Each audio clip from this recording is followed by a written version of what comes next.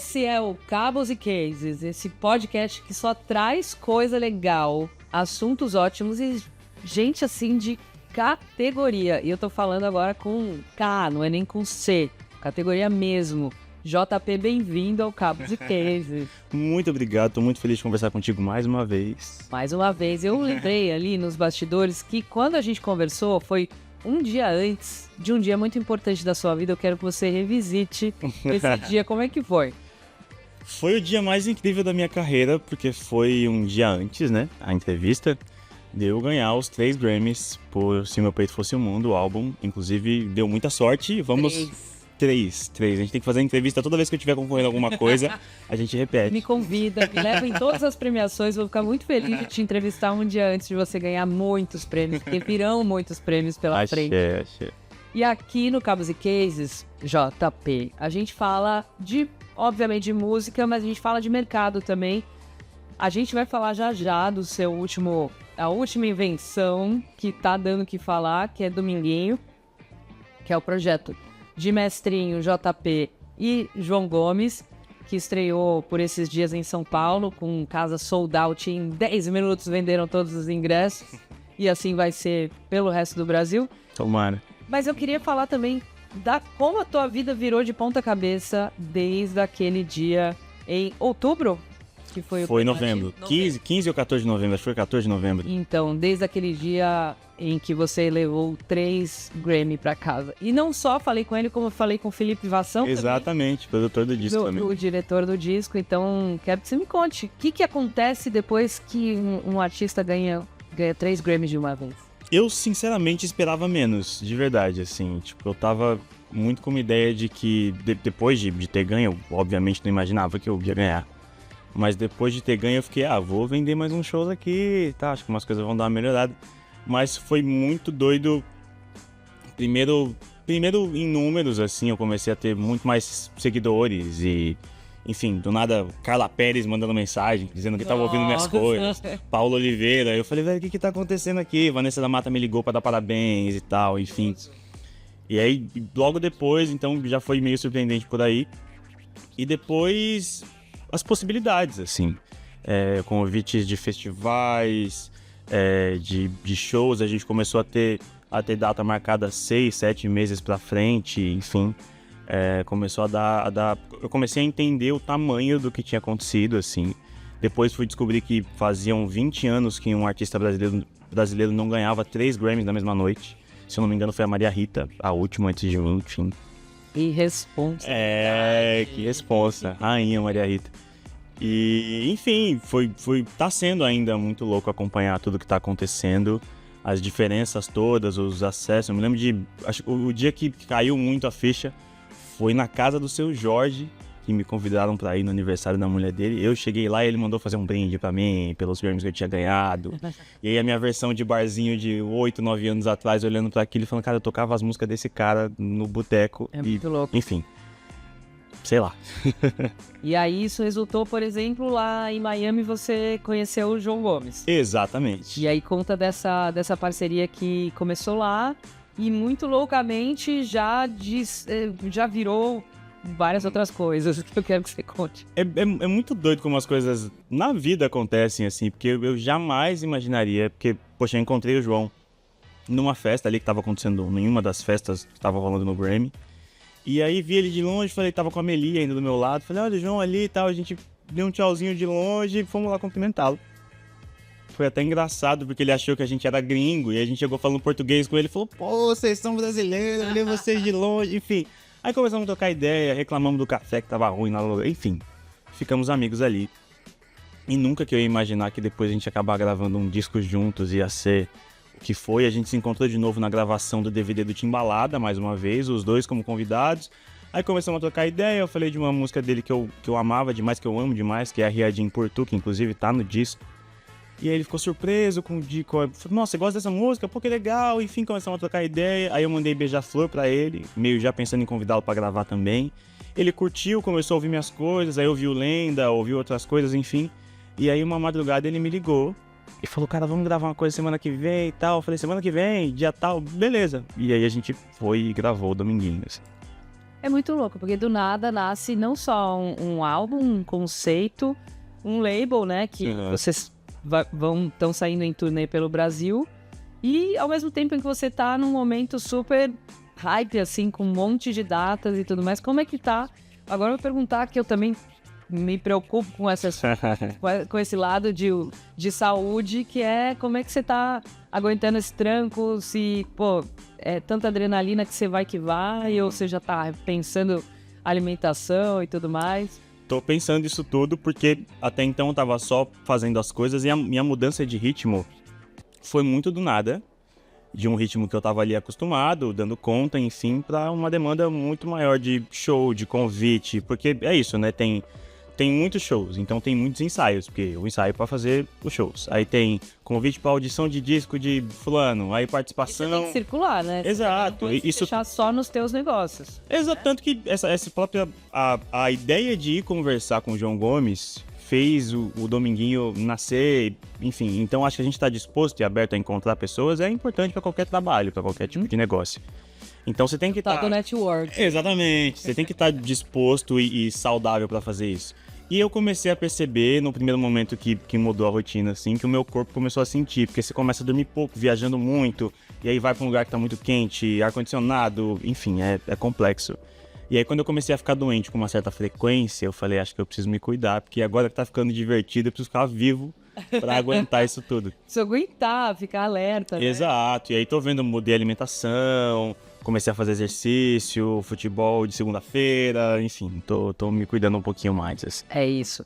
E agora, como é que fica essa mente criativa com tanta informação, com tanta gente que você tá conhecendo, tanta gente que, como você falou, o seu Jorge era um cara que você tocava lá no barzinho, quando a gente falou em Miami, você falou muito disso, né, do começo da tua carreira. Cara, como é que é você sentar do lado dos seus ídolos e os caras estão te tratando... Não, vem cá, eu quero te... prestar uma homenagem, bater palma, sabe, oferecer um drink. Eu acho que eu ainda tô acostumando com isso, assim, eu acho que eu consigo fingir melhor hoje.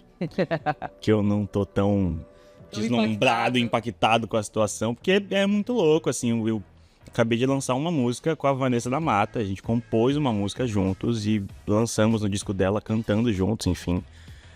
E esse lance do Seu Jorge, trocando ideia com o Emicida de vez em quando, então...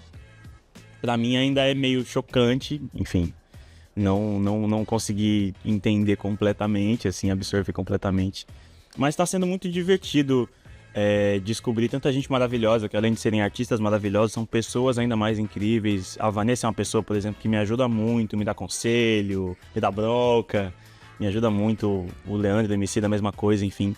Então tá sendo muito, muito bonito chegar um pouquinho mais perto da galera que eu já idolatrava pela música e descobrir que são pessoas tão maravilhosas quanto, assim.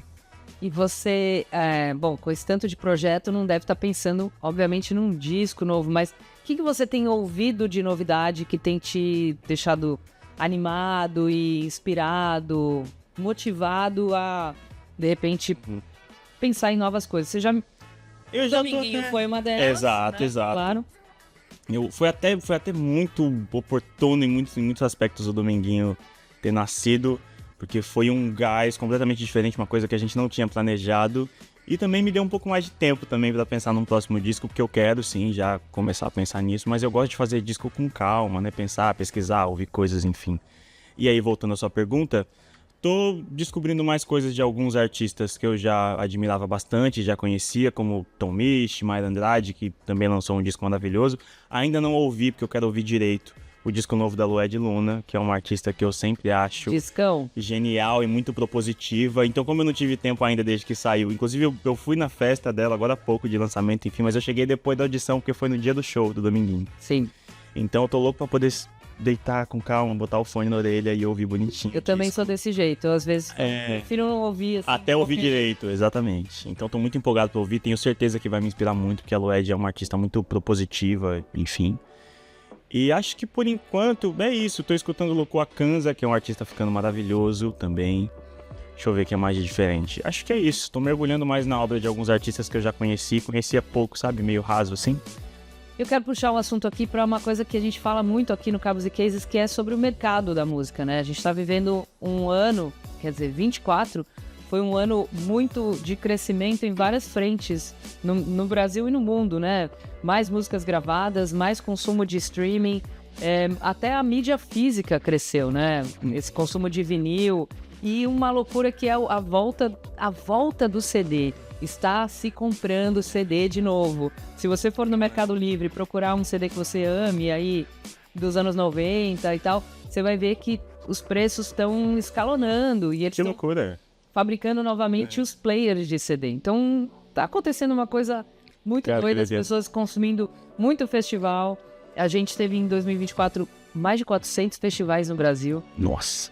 E eu queria que você, como músico, como artista, mas também como fã, né, de música, fã, apreciador do que se faz de música no Brasil, a que você acha que isso se deve, assim? É uma resposta de uma coisa que estava represada ali na pandemia e o povo veio e a música crescendo. O que você acha que está rolando?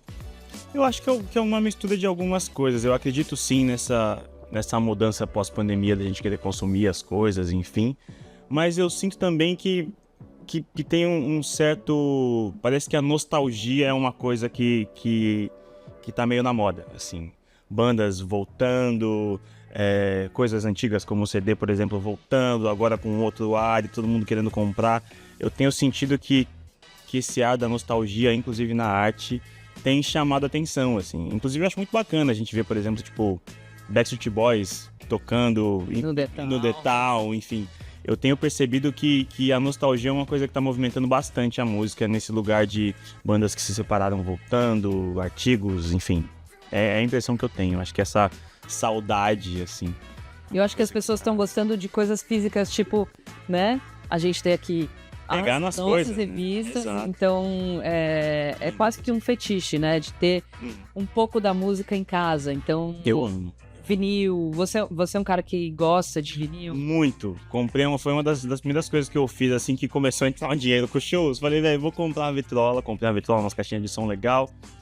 Assinei lá a revista que vem com vinil e tô comprando alguns. Comprei o do Michael Jackson, o Bad, esses dias, inclusive. Uau! E gosto muito, assim. Porque, inclusive, a primeira conquista que eu tive musicalmente, a primeira coisa minha que eu pude pegar foi um disco de vinil que eu participei como meu terceiro emprego, que é o Avoar, né? Num disco em homenagem ao Dona Barbosa, que concorreu ao Grammy Latino. E foi a primeira vez que eu pude pegar em alguma coisa que tinha a ver com a minha música. Enfim. Mídia física. Eu me lembro de chorar com aquilo, assim, de emoção. E aí falei, velho, eu preciso ter mais vinis em casa, quero ouvir mais discos assim. E voltando um pouco aqui no assunto do Grammy Latino lá em Miami, que a gente viu aquela noite em que a música brasileira foi o centro das atenções, né? Tipo, a gente tinha muita... Foi um dos Grammy com maior participação de brasileiros, acho que, não sei se foi da história, mas nos anos recentes foi uma das maiores participações de uma delegação brasileira, mas também com muita diversidade. Eu acho que o Brasil tá gostando da música regional, né? E essa música regional tá sendo consumida nas grandes cidades, do tipo o Dominguinho em São Paulo, né? Que é um show basicamente que mistura... Me ajuda, forró, exato. Meu baião, que mais que tem nessa salada desse novo projeto? Eu acho que no Dominguinho tem em base, forró que você tem ali, né, ritmos diferentes, né, em maioria shot é o que mais aparece ali no Dominguinho. E tem também um pouquinho dessa nostalgia, assim, que foi proposta até pelo João, assim, de buscar Cara Véia, um compositor que eu nem conhecia, fui conhecer a gravação desse trabalho. Então acho que sim, o público tem olhado com carinho para isso. Inclusive foi mais um dos motivos que deixou a gente tão surpreso com esse sucesso todo. Com a receptividade.